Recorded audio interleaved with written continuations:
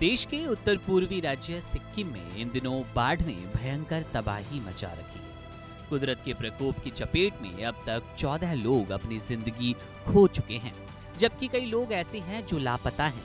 निश्चित रूप से लापता लोगों की बढ़ती संख्या जान गंवाने वालों की संख्या में बढ़ोतरी की ओर इशारा करता है।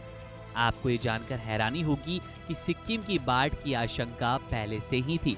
इसके बावजूद आपदा से निपटने के लिए कोई चुस्त तैयारी सरकार और प्रशासन की ओर से नहीं की गई। अब तक सिक्किम में मंगलवार देर रात बादल फटने की घटना से 14 लोगों की जान जा चुकी है। 26 लोग घायल हैं, जबकि 102 लोग अब भी लापता हैं। इनमें सेना के 22 जवान शामिल हैं। खबर है कि सिक्किम में आई प्राकृतिक आपदा ने भयंकर कोहराम की स्थिति पैदा कर दी है। क्लाइमेट चेंज की वजह से ग्लेशियर के पिघलने का खतरा बड़ा हो रहा है। इसके साथ ही आपदाओं के बढ़ने की आशंका भी है।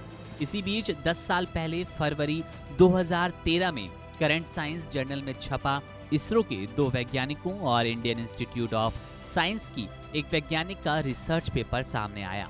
इसमें उन्होंने आगाह किया था कि सिक्किम का साउथ लोहनक ग्लेशियर पीछे जा रहा है।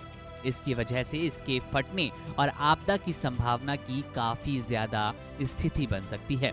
अब सवाल उठ रहा है कि क्या इस चेतावनी के बाद भी एजेंसियों ने कुछ जरूरी कदम उठाए? क्या सरकार और प्रशासन ने इस बात पर ध्यान देना जरूरी नहीं समझा? दरअसल सिक्किम में 4 अक्टूबर को कुदरत ने अपना कहर बरपाया। अचानक लोहनक झील में बादल फटने और तीस्ता नदी में आई बाढ़ ने सिक्किम में तबाही मचा दी। इस तबाही में 14 लोगों की जान गई, जबकि 22 सैन्यकर्मी समेत 102 लोग लापता हो गए, जिनकी तलाश जारी है। इससे एक दिन पहले ही नेपाल में भूकंप के तेज झटके लगे। भूकंप की तीव्रता 6.2 रही। इसके झटके दिल्ली एनसीआर से लेकर पूरे उत्तर भारत तक महसूस किए गए। ऐसे में सवाल ये उठ रहा है कि नेपाल में आए भूकंप की वजह से कहीं सिक्किम में बाढ़ तो नहीं आई।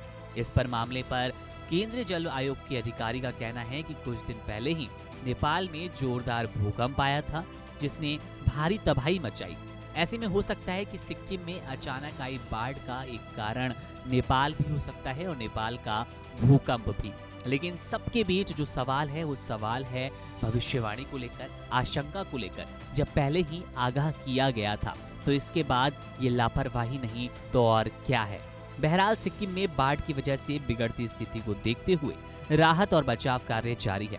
लापता लोगों को रेस्क्यू किया जा रहा है, साथ ही बाढ़ में फंसे लोगों को सुरक्षित जगहों पर पहुंचाया जा रहा है।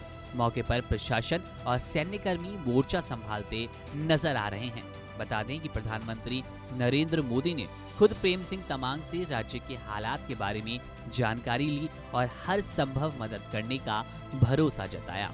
बहरहाल आप ये ताजा तस्वीरें देखिए जो आपको सिक्किम की अभी हूबहू स्थिति बयां कर रहा है।